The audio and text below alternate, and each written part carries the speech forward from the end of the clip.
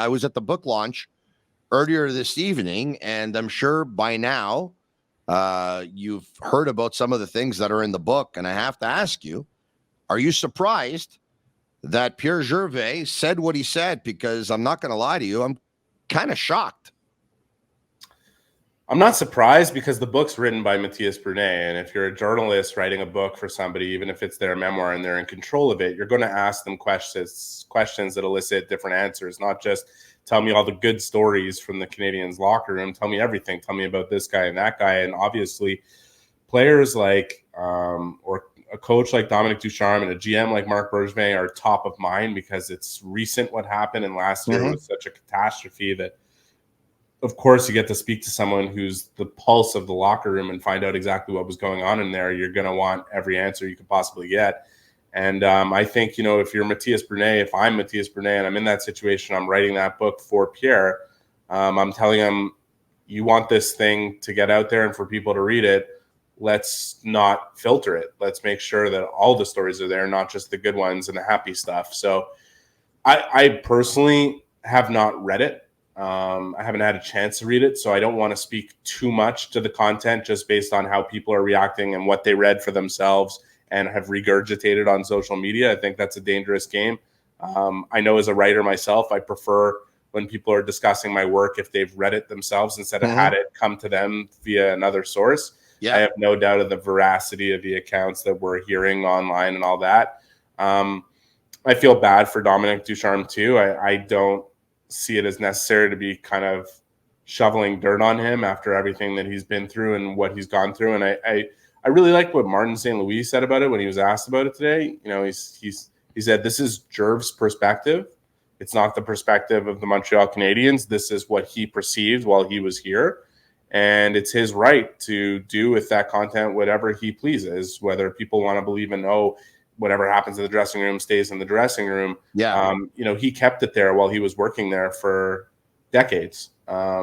It's his right to tell his story and leave that behind for whoever wants to read it. And good for Matthias for landing that project. I have no doubt the book's going to do really well. Yeah. Having said all that, Matthias was saying that on several occasions he told Pierre, like, do you really want to write this? Because this is pretty deep what you're saying. And he said, no. If I'm going to do it, I'm going to say what's on my mind and what I think. And the book is not unanimous. You're right, and Marty's right that it is Pierre's perspective. He can say whatever he wants. He has that right. But in the hockey world, and I'm going to mention this to Pierre when I talk to him in a week from today. In the hockey world, there's an unwritten rule that what happens in the room stays in the room. So once again, it's Pierre's perspective. He's allowed to write it. It's obviously candy for us members of the media, especially if you're doing a radio show or a television show, podcast. You can go on so many different subjects, get so many different guests, branch it out, talk about it. It gives you a week's worth of material at the very least. But there's a lot of people that are upset about it. There's a lot of people that are very, very upset about it. I know you said you're not surprised, but I'm surprised. Out of all people, I didn't think Pierre Gervais was going to speak. But once again, for the fans who want some stuff, you're getting a lot of stuff there. And I'm sure it's a pretty great read. I brought the book home. I plan on reading probably about 50 pages or so after this podcast when I go to bed tonight, and I'll try and read 50 every day until I finish the book. That's about 240 pages or so, but there's a lot there. There's a lot there. Well, there's a little bit there that's been blown up to a large proportion because it's the juiciest stuff, probably in terms of the negativity. And unfortunately, we always say bad news sells. That's what people picked apart that read it, got advanced copy of it, and put out right away, knowing that was the newsworthy bits. I'm assuming that if it's 240 pages, and I haven't read the book myself, like I mentioned, that a lot of it is some of the incredible stories that only Pierre Gervais would be able to tell in being in the locker room. And we can sit here and say what happens in the locker room stays in the locker room, and that's an oath that you take as part of a locker room.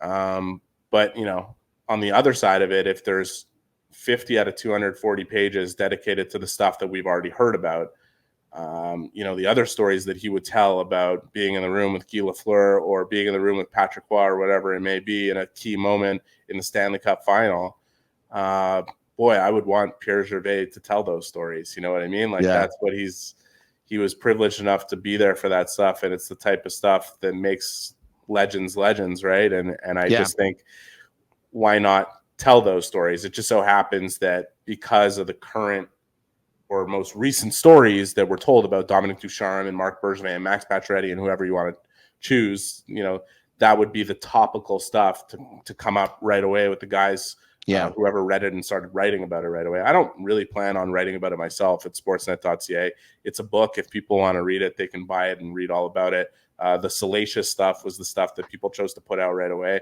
I'd imagine there's some really good stories in there that you would not want Pierre Gervais to shut up about.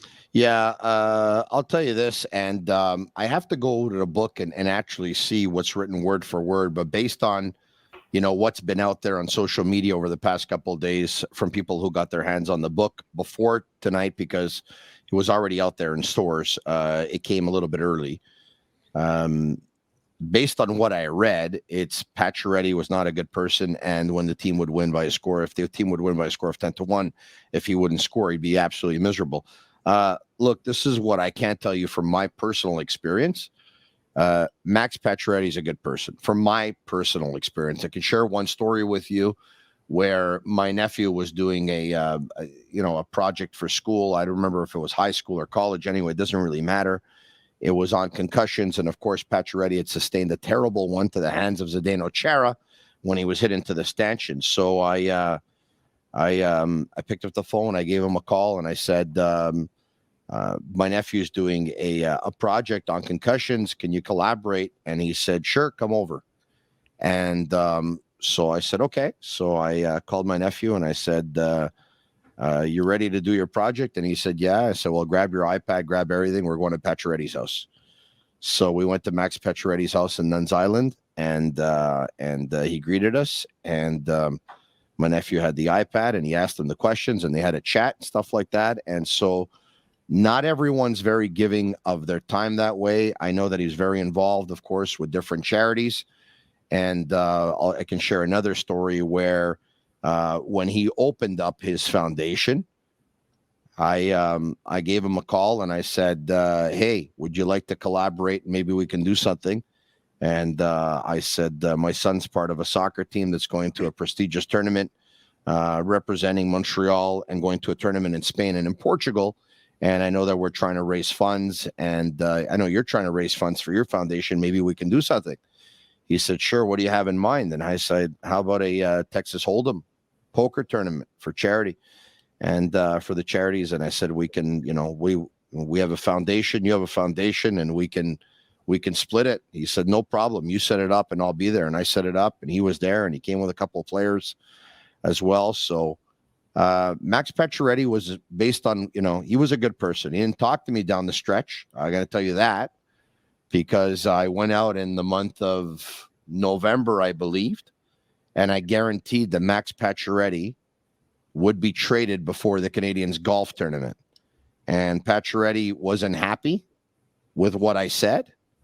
I mean, I had it on good information that it was going to happen, so I didn't throw it out there for no reason.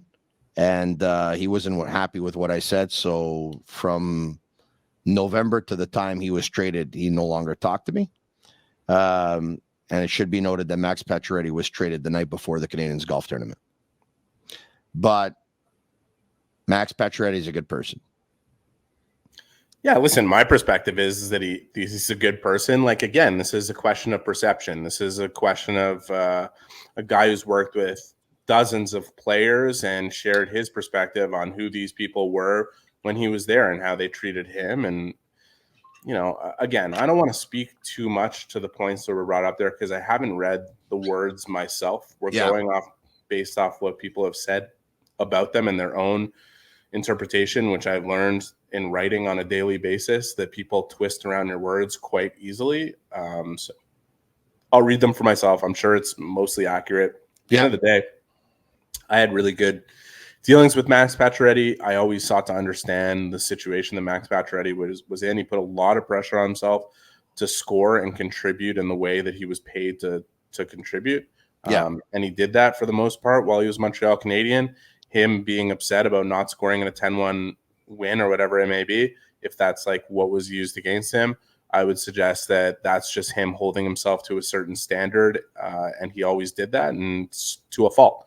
To the point where he beat himself up quite a bit when he didn't really need to. Sometimes, too much. So he really let it get to him, and he was very sensitive to what the media would say too. I know he listened to our every word, and he would read a lot, and he'd listen a lot, and he'd watch a lot, and if he was criticized for his play, or if the fans criticized him or a member of the media criticized him, he took it pretty badly. I'm Marinaro, and that clip you just watched is from our most recent episode of the Sick Podcast. Once again, follow us on YouTube, Twitter, and Facebook. Subscribe to our YouTube channel. It's absolutely free, and you'll be notified when we go live. I'm Marinaro. Tell your friends about it. This podcast, like me, is pretty sick.